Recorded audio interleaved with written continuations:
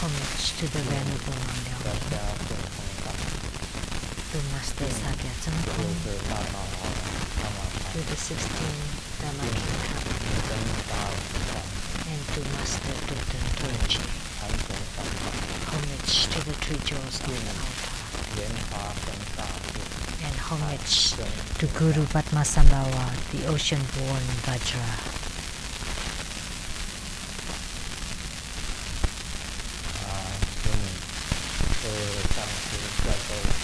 All Dharma masters, Dharma educators, Dharma teachers, Dharma lecturers, Dharma assistants, temple directors, all disciples present here and over the internet, and our special guests today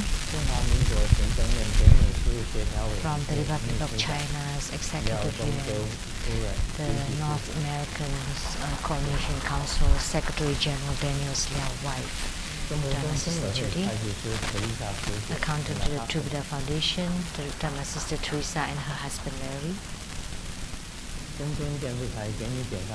from the CTI TV Taiwan, the producers for the Gini Dian Sangqin Dharma Sister Rebecca Xuyaqi,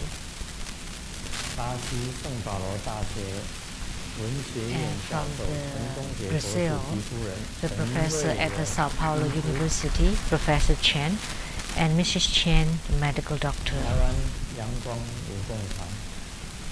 from Taiwan, the Sun line dancers, Dharma Sister Hui Ling and Yi Xin. Dr. Zhuang, and the head director of the Overseas Credit Warranty Fund's wife, Dharma Sister Vivian. And from Vancouver, Canada, the new dynasty and the city TVs, the chief editor and the host, the talk show host. Welcome everybody.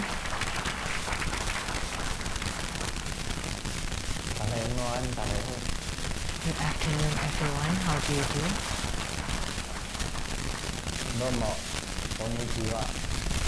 In Japanese and English.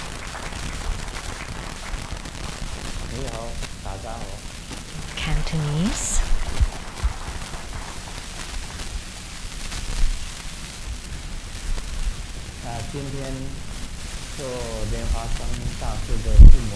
So today we had the Homa of Guru Padmasambhava.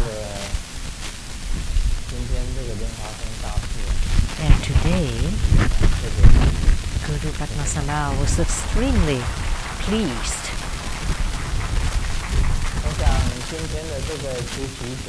So the primary supplicants today are truly fortunate.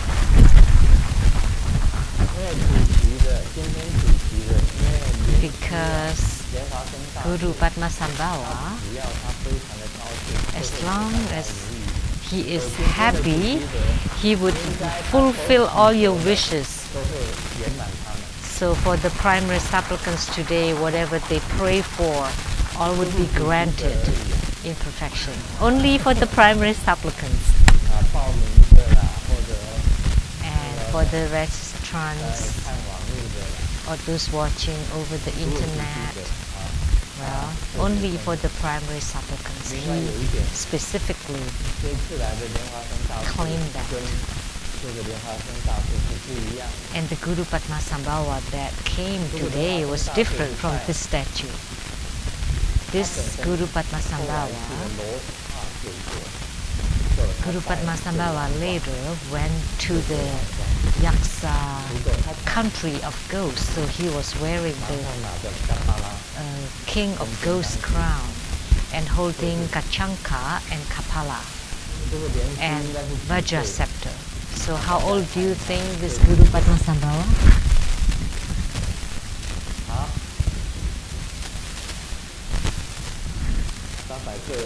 800 years old.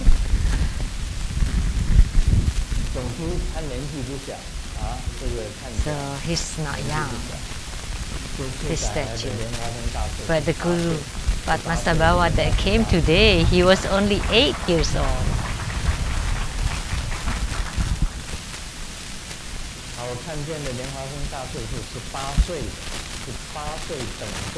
Oh, 18 years old Padmasambhava.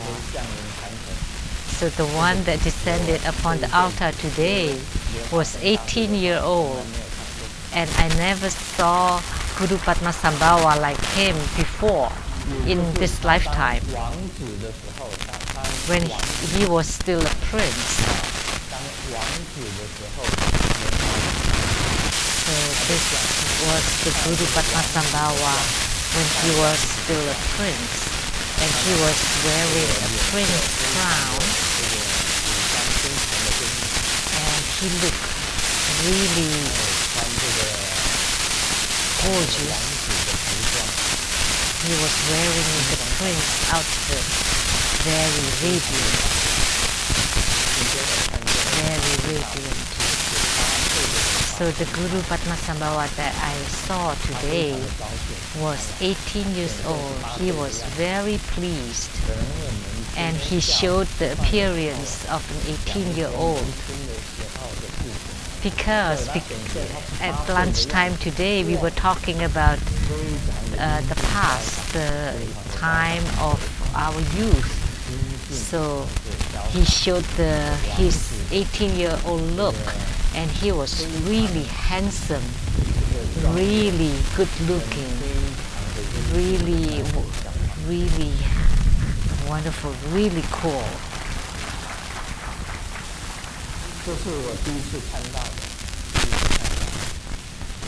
So this was the first time I saw him like that. So as you all know, that Guru Padmasambhava was united emanation of Sakyamuni Buddha, Amitabha Buddha, and Kuan Yin or Lokeswara Chenrezig. So he was born in the Dhanakoshta ocean, and at that time in India, people refer to the lake as the ocean. And he was born out of a huge lotus blossom. So he was a true Padmakumara or lotus youth.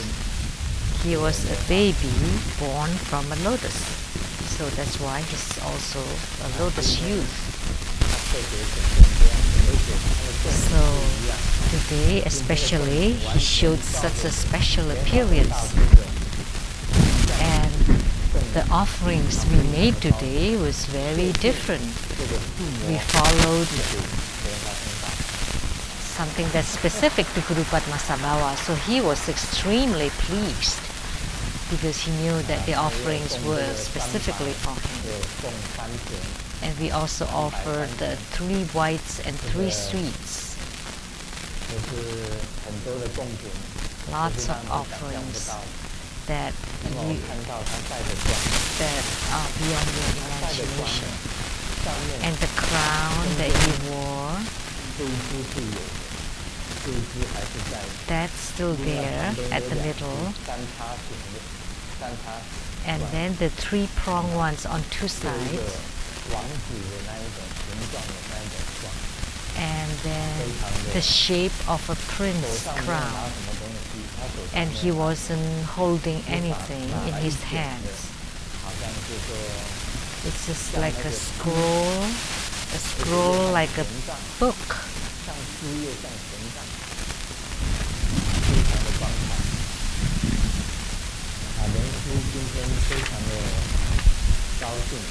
So he looks magnificent, and he was really pleased. The mantra.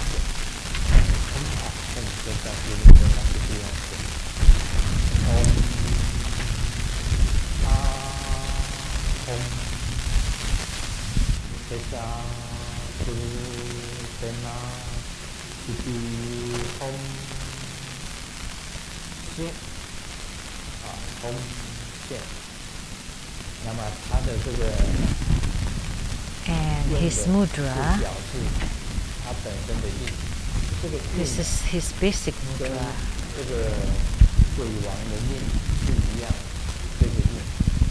This is the same mudra as the mudra for the king of ghosts, because he was going to the Yaksa ghost country to deliver beings there, so he formed this mudra. And his look, when you do his practice, you can visualize his look like this. So with his look, mudra and mantra, the shortest mantra, that's the shortest mantra. That's a heart mantra.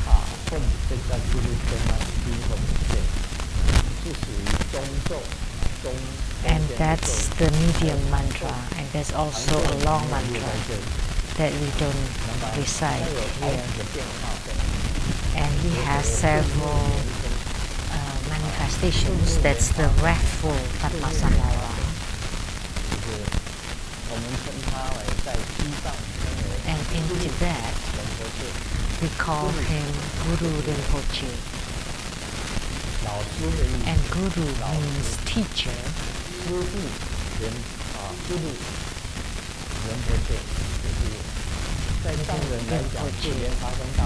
Rinpoche. So Tibetans extremely revere, highly revere Guru Padmasambhava, because he was the one that pioneered Buddhism in Tibet. So he was highly revered by the 4 sects of Tibetan Buddhism. And although he was considered or revered by the old school, which was Nyingmapa, or the new school, which is Gelugpa, and also Sakyapa and Kagyupa. These 2 schools all worship and highly revere Guru Padmasambhava. He is considered the patriarch for all 4 schools. When he went to Tibet, at that time in Tibet, they believe in shamanism, or the Bon Po, or Bon tradition, or in Chinese also called the Black School.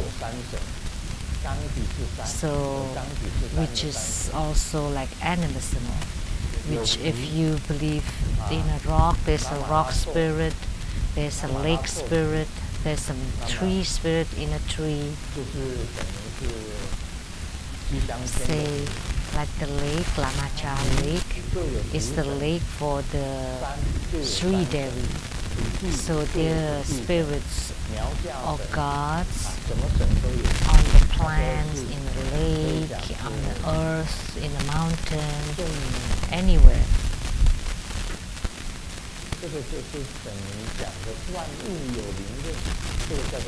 So this was the belief that everything has their spirits, and that's specific to shamanism.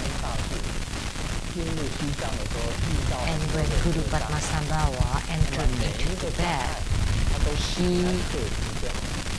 faced lots of obstructions, and he overcome those obstructions. So all the lake gods, the tree gods, mountain gods, rock gods, all were transformed to become the protectors of Buddhism, of Buddha Dharma.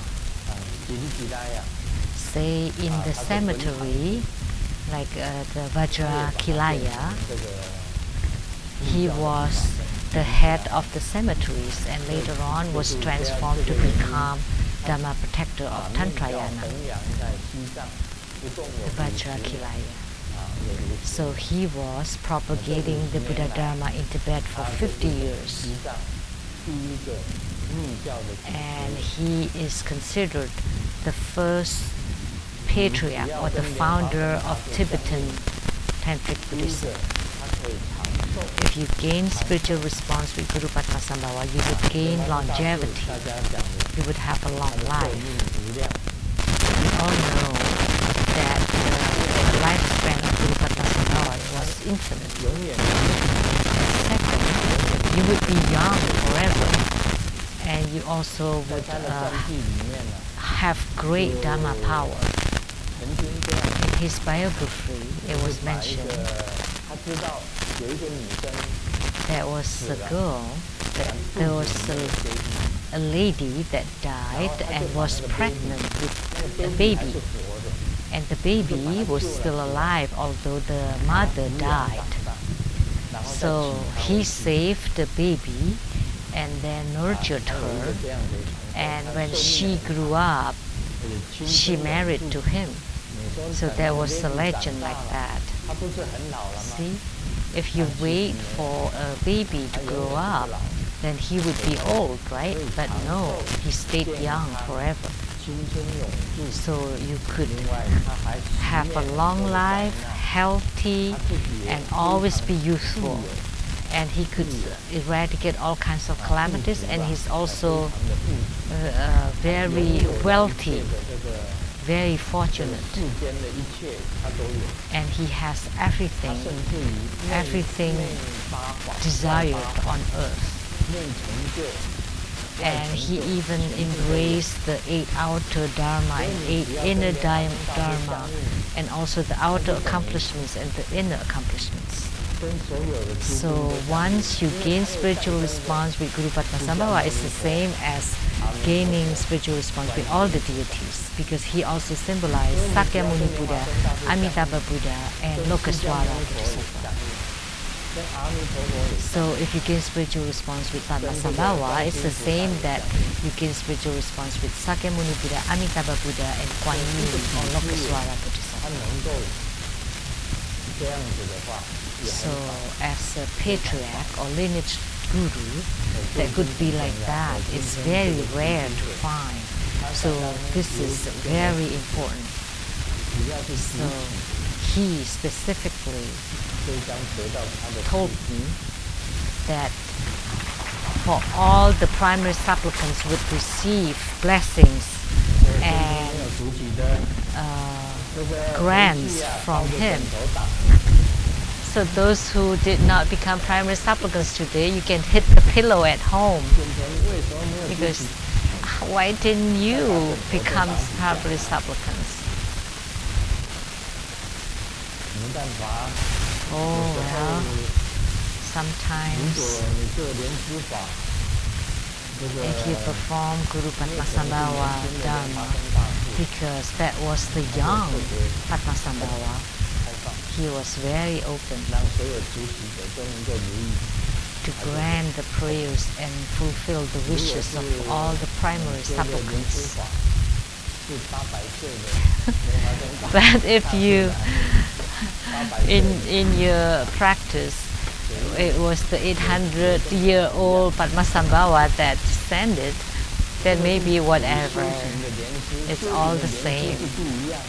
So the Padmasambhava that has cultivated spiritually, he's in the space, and the good fortune that would be bestowed upon you would be attainment. And of course, attainments in spiritual cultivation would be better.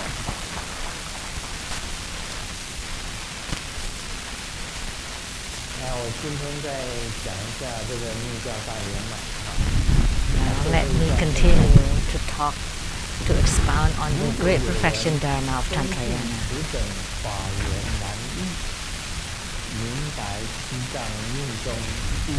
If someone has a deep belief and understand that this affinity is truly rare and hard to find, and know that the great perfection Dharma is the ultimate and supreme, that the living Buddha Lien Sheng or the Guru Lien Sheng is the one, is the perfect Vajra Acharya, then you should take refuge in the Lien Sheng master, that on the 1st or 15th day of the lunar calendar, you face the east, join your palms, and perform homage 3 times and recite Namo Guru Pe.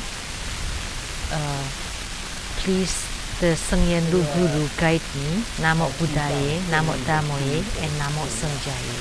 and then you send your name, your birthday, your address, and a voluntary offering and request for a refuge to the True Buddha Foundation, True Buddha School, and ask for remote initiation for refuge.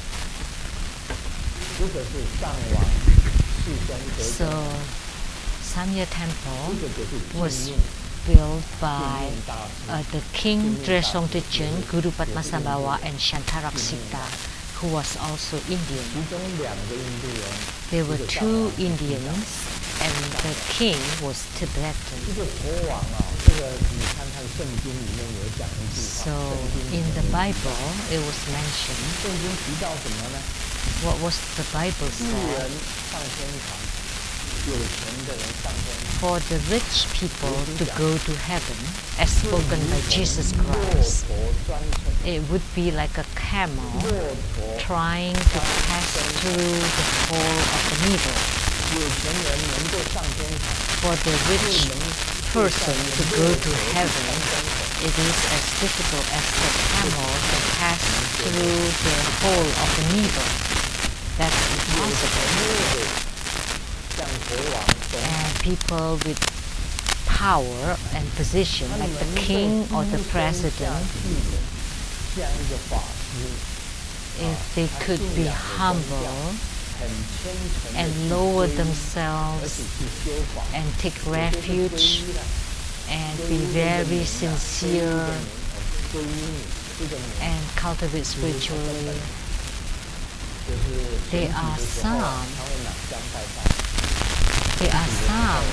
who seem to follow the teachings and take refuge, but it's only on the surface, that maybe they would pray in a church or take incense and pray prior to elections, or pray to the Allah or God in order to win the election. That's not a true refuge. A true refuge is you need to study the Buddha Dharma and to put them into practice and to confirm the Dharma. So for politicians, I cannot say that. I can only reiterate what's in the Bible. For the rich person to go to heaven, it would be as if a camel is trying to pass through the hole of a needle. And look how small the hole of a needle is. It's impossible for the camel to pass through it. So if you have money, if you have power or position, or if you are noble, it would be really, really difficult for you to humble yourself and take refuge in a monk.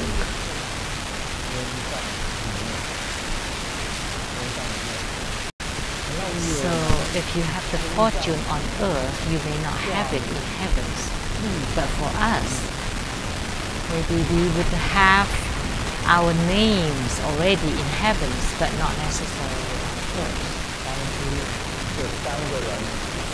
So at that time, there's three people, King Tresong Tejun, Guru Padmasambhava, and Shantaraksita. And the King Tresong Tejun was really humble.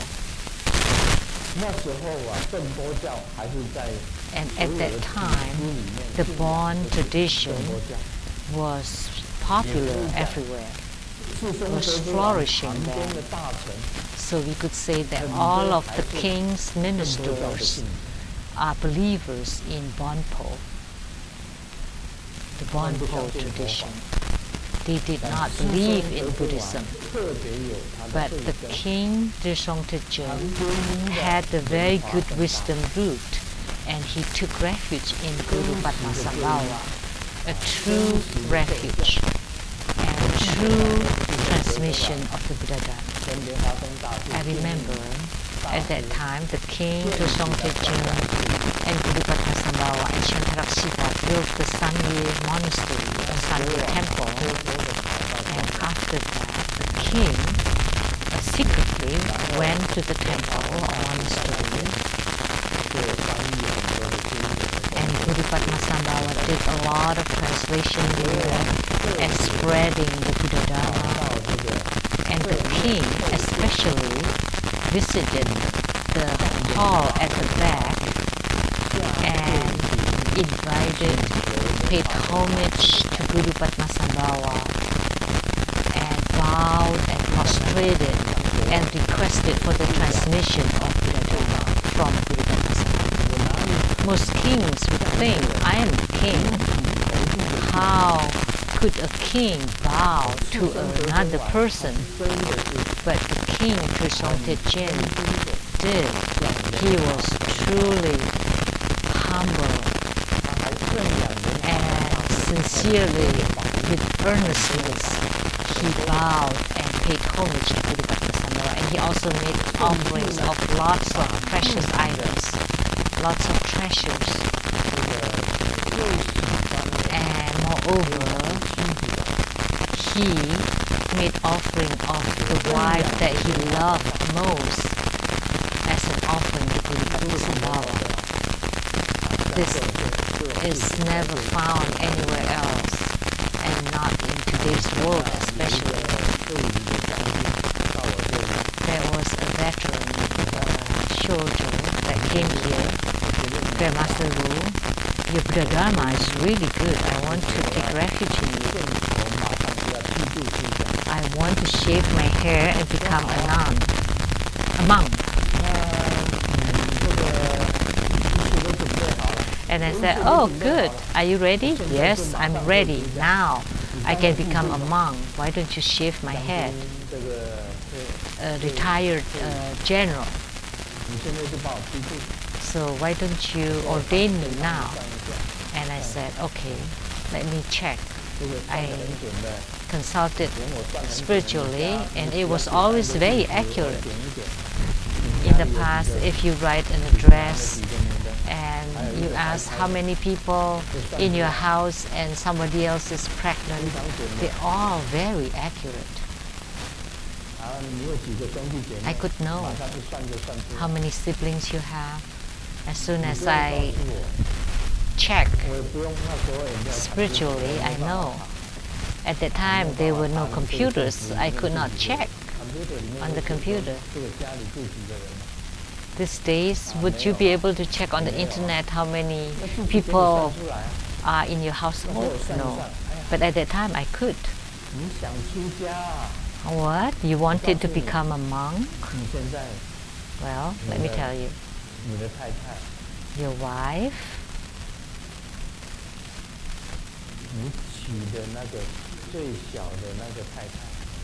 your youngest wife,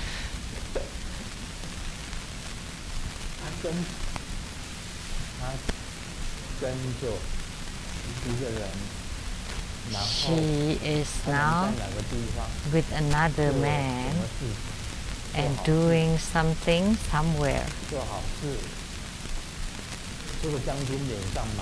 And this general immediately changed, and he said, okay, I'm going to leave now.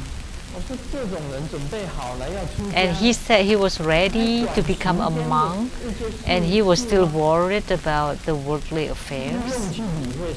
He shouldn't be concerned about anything mundane. Just let them be. You shouldn't care. If you are wholehearted and single-minded in wanting to study Buddhism, to become ordained or to become a monk, and as soon as he heard that his young wife was with somebody else, immediately he left, went down the mountain, and if they were been in Taiwan, that he could ask the police to catch them in the motel. But in America, that would be just one of the reasons to get divorced. But in Taiwan, that would be a crime for a spouse to have an extramarital affair. That's a crime in Taiwan. But for the king Dzogchen, he made an offering of his most beloved wife to his teacher or guru.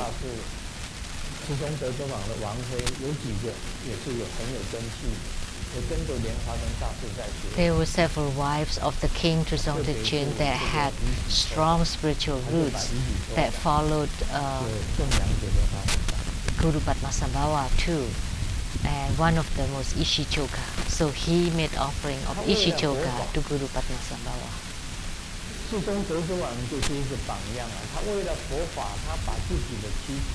In order to get the Dharma teaching, he made offering of his wife to his own guru.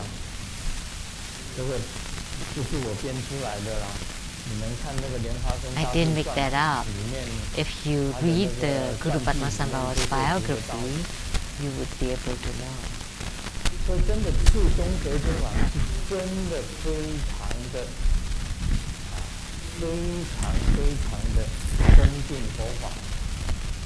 So Guru Padmasambhava was highly revered Buddha Dharma. However, his surrounding ministers and the local kings were still believe in the Bonpo tradition. So he still continued to learn Buddha Dharma in secret. And because the king was influenced by his minister, finally he chased away Guru Padmasambhava and his consort to ask them to leave Tibet.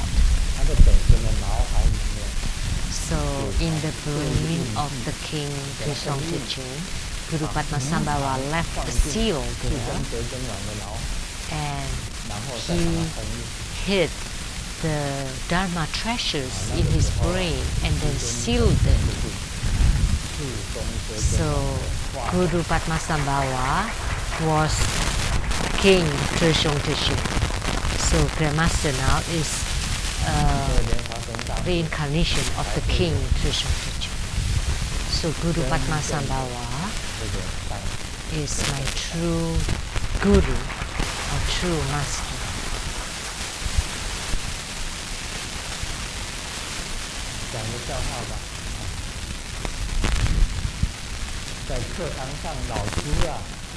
Now let me tell you. In class, the teacher asked the students to write an article. What is it called? What is laziness? And then they submitted homework, and the teacher was checking on the homework.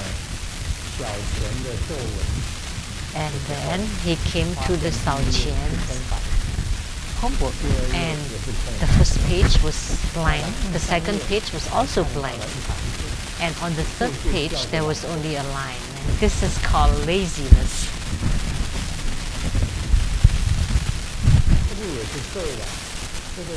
That was correct too.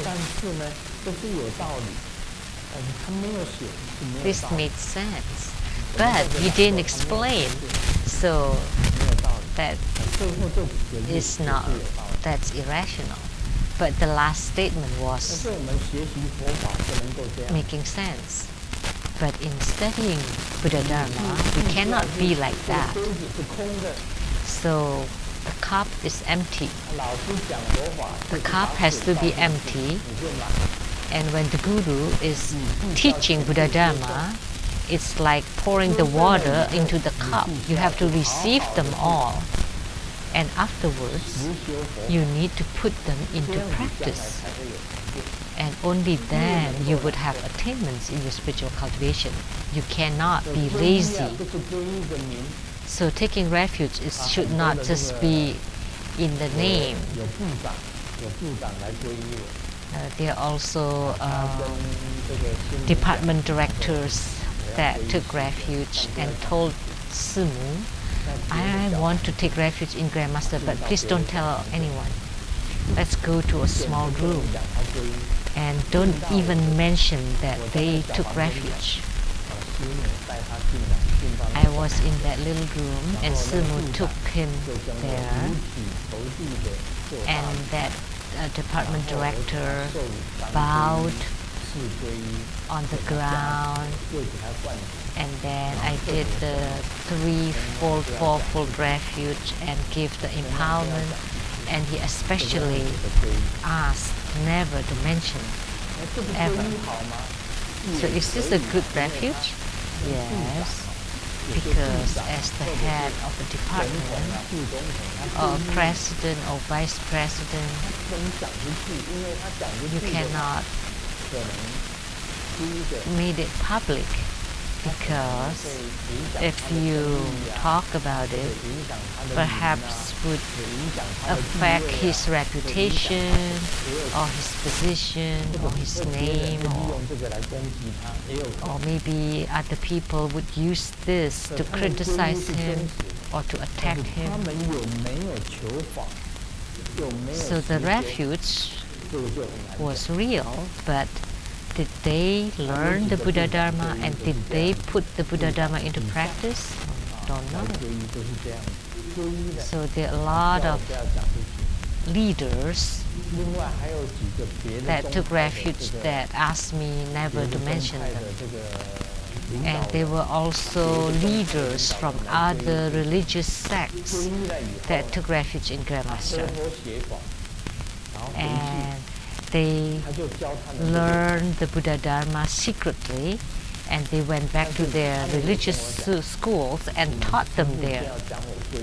But they asked me to never tell, because their refuge were in secret, because they were afraid, because they were already gurus in their own schools. And if they said that they take refuge in living Buddha Lien Sung, Grandmaster Sung Yen Lu of True Buddha School, and then everybody from that religious sect would come here instead. So in order to avoid that, that's how they took refuge.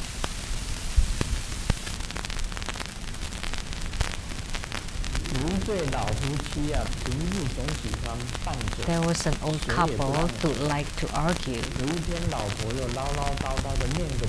they always very adamant with each other. And then the wife one day was nagging on, and the husband said, "Oh, now I know what I would write on your tombstone." And the wife said, "What?" And the husband said, "Well, I would write that after nagging for the whole life, now she's quiet." And the wife said, "Really? If I live longer than you, I would write on your tombstone, you're always soft all your life, and now, finally, you're hard."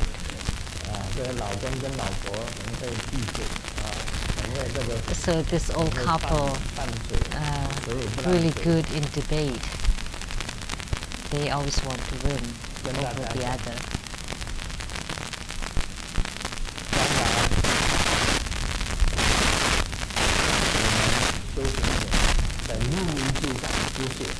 In the future, for spiritual cultivators, we should write on our tombstones, High Agot.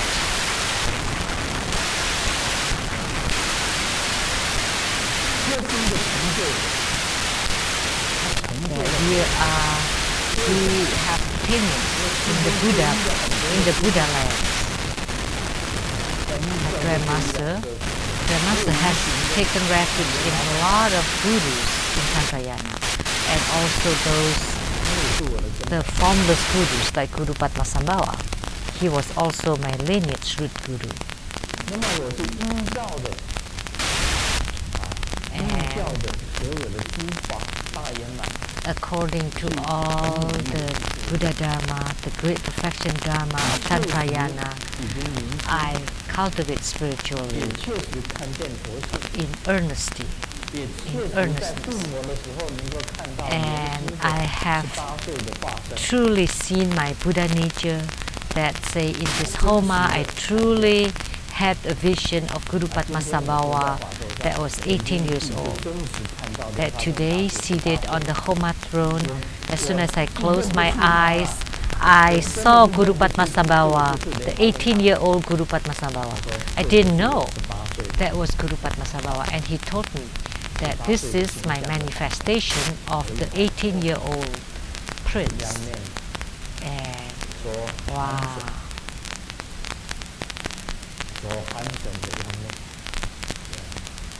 Such a handsome young man with a high position. He was a prince. So Guru Padmasambhava was different from me. That in all lives, I was always his disciple. And I truly learned, studied, and put into practice his Buddha Dharma teachings.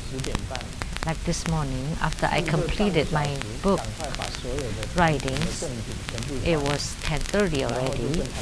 So for half an hour, I changed all the offerings on all my altars, and then I did my practice in the car. I started my practice at home, but I added more practice in the car. Master De Hui, where is he? He's up there. Did I do my practice in the car? Yes. I said that I want to do my practice. I want to complete my practice. That's how I am. Every single day, I would do my practice on the plane. Even when I travel, only then I would be like this, like today. If you, Grandmaster's teaching is very good, and we really have to do our practice, and then you practice today. But tomorrow, you only think of doing practice right before bed, and you said, it's too tired. Well, maybe I'll do my practice in my sleep. Well, no good.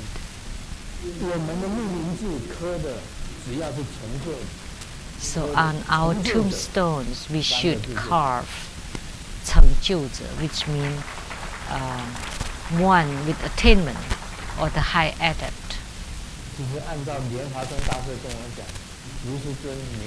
So according to what Guru Padmasambhava told me, Grandmaster Lu, there's no need for you to continue to practice. See, for the Mahamudra, the four stages, the first is the yoga of concentration, second, the yoga of renunciation, third, the yoga of one taste, and the fourth is the yoga of no practice.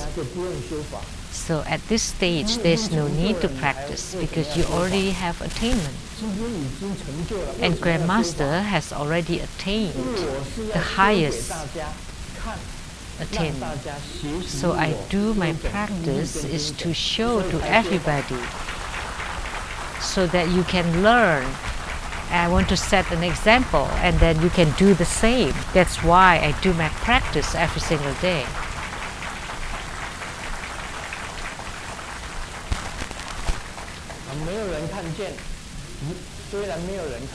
Although people may not know, but every single day I do my practice.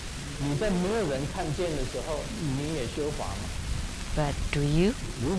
Even when you're not seen? But if you do, in the future, you would definitely have attainment.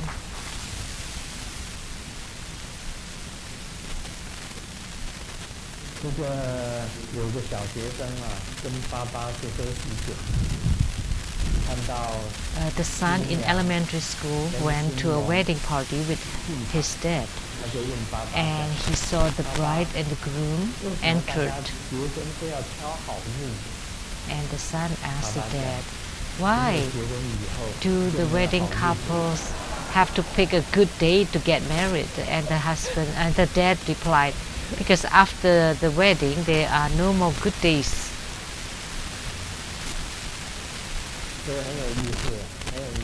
This was quite meaningful.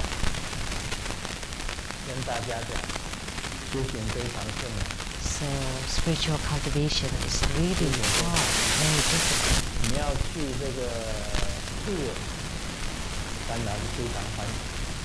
Of course, if you go on a tour, of course, that would be very pleased. Master Lian He took a cruise to Alaska for a few days and came back, and now he's really energetic. But he said that he did his practice 4 times a day. Of course, he's diligent. I didn't say that he didn't practice when he was traveling. A lot of people went on a vacation, go on vacation, and they drop their work, and they go to lots of places, Hawaii, Spain, mountains and oceans, and you go everywhere. That's good. But during the vacation, you forgot about your Dharma practices. You still practice 4 times a day? Then why did you go to on vacation?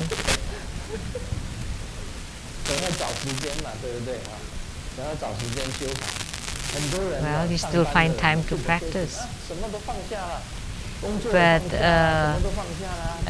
people that have work, they would drop their work and everything, and they just go on vacation, and they would get a suntan, sunbathe, and they would wear the sunglasses. And oh, how come you get so tan? Oh, I was on vacation, and everybody was so envious. Wow, so nice. And they all think that vacation is a good thing.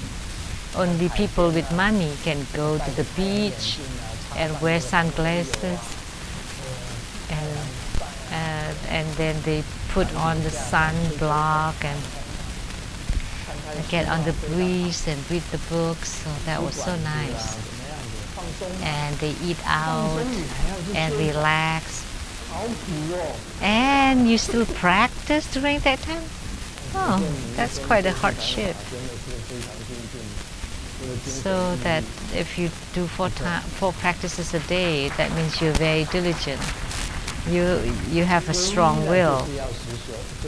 So once you take refuge, you need to put the Buddha Dharma into practice until you gain spiritual response. Until then, the yoga practices you don't need to do.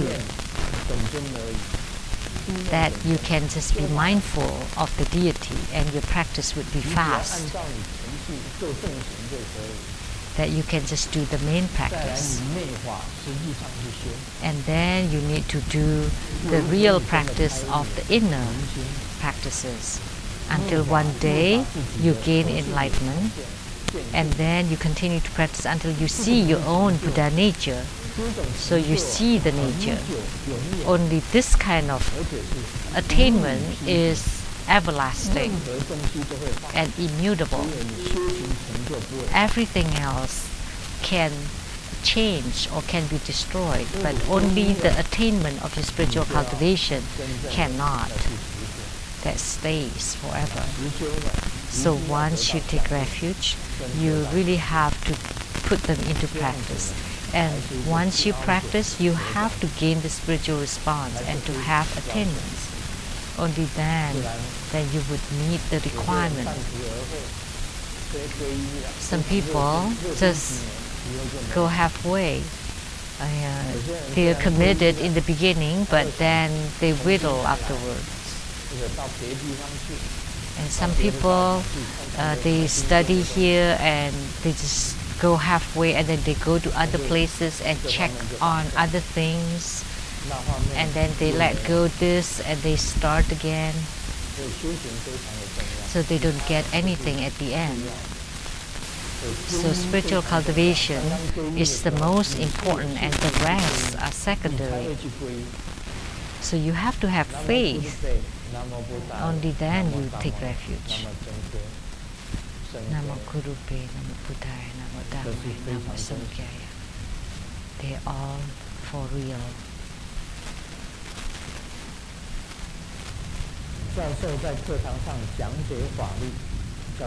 The professor was talking about laws in class. We often talks about the laws.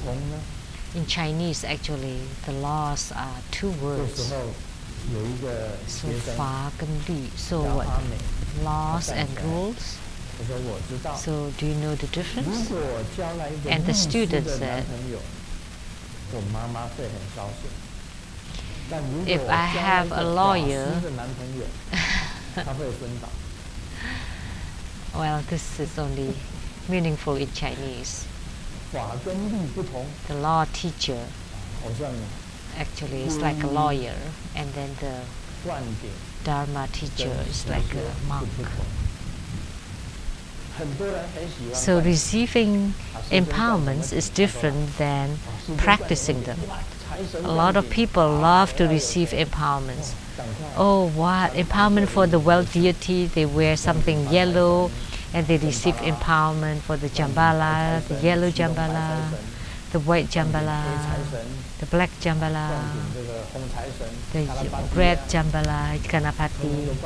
They all receive empowerments for all the Jambalas. Oh, the Jambala's dad, Jambala's grandma, or the well deity's uncle, all deities, all well deities. After they receive the empowerments, they never follow, they don't even have a practice procedure. They just took refuge and received empowerments. Oh, that's different. But after you receive the empowerment and you do the practice until you gain spiritual response, only then you would gain the wealth. If all of a sudden someone said, oh, Grandmaster is about to empower Guru Gule Buddha Mother, or Ragaraja, the god of love. Oh wow, that's a magnetizing deities, the greatest ones, Guru Gule and Ragaraja. And immediately they come to attend. They wear all in red like a bride.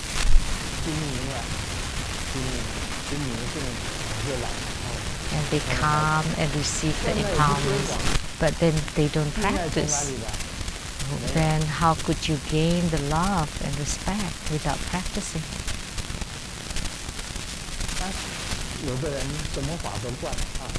Some people receive empowerments for all kinds of Dharma. Oh, I never received that one. Oh, I have to go and receive. You only create a connection, like just a touch, and then you go separate ways. Just a brief touch, that's it. If you meet someone for the first time and you touch for a little bit and then you go separate ways, there's no use. Then you forget about him and he forgot about you. There's no use. But after the empowerment, you do the practice. That's different. Practice is you really put them into practice. Empowerment is like registration. You register for the school, but you don't study, you don't go to class. That's no use. So you need to stay until you graduate. So after you register, you have to study until you graduate. And when you graduate, that means you have the attainment. So this talks about refuge. So you can receive the remote empowerment and receive the true Buddha lineage. Although if you have the lineage, if you don't practice, then, well, you have the connection, but you don't have attainment in this life. Maybe you have to do it again in the next life.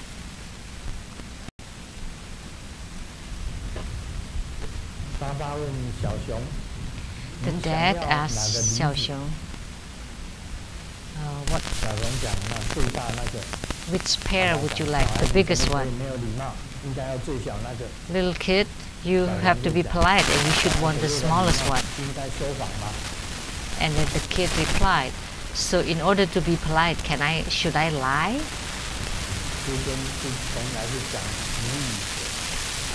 Grandmaster always speak truthfully. That doesn't matter what other people thinks or say, I would say the same, the truth. So once you have the attainment, it cannot be taken away. And you yourself would know what level or what stage you are at. You don't need to ask Grandmaster, have you gained spiritual response? If you have gained spiritual response, then you would have lots of responses, that you would know that the deity is always by your side. They would never abandon you. So as a spiritual cultivator, we need to remember, when your lineage guru leaves, or if your yidam leaves you, if your protector leaves you, if your root guru leaves you, that means you must have done something wrong, that you're about to suffer from calamities, a huge disaster. If you gain spiritual response with the deity, you're always together with the deity. But one day, if the deity leaves or the protector abandon you, then you should know that you must have done something horrible, something bad. So, if your root guru, your yidam, your main deity, your protector abandon you or leave you, that means you're in danger. So as a tantric cultivator, you should know.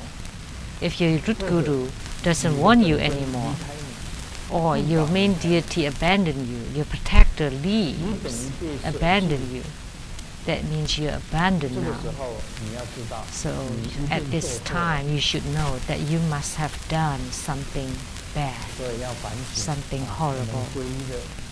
So you need to be introspective of yourself. After taking refuge, you still have to be introspective. So taking refuge is important, but doing the practices is even more important. And at the end, having attainments is even more so important. A sales clerk told the manager that the customer scolded me. What happened? Did you offend? No. Well, but manager, didn't you say that when they are writing the check, I should say that, wish you win the lottery? That's what I said. But then the customer hit me. Why? Oh, what did he buy? Oh, he was buying condoms. Wish that you hit the jackpot. Yes, he was buying the condoms. That's not the right thing to say. So sometimes when Grandmaster talks, when Grandmaster explains the Buddha Dharma, it has to be very clear. Once you have taken refuge, you have received the empowerment, then you need to do the practice. And the highest attainment of practice, Buddha Dharma practice, is either the rainbow-like accomplishment or the union of the mother light and the child light. So the union of the mother and child light is nirvana. But the rainbow light accomplishment means you would come again to the Saha world to deliver sentient beings. So if you say, Grandmaster, I wish that you succeed in your nirvana, Well, that's not wrong, but I don't want to be in nirvana. You need to wish Grandmaster that you come again following your vow after you have your attainment. This would be right.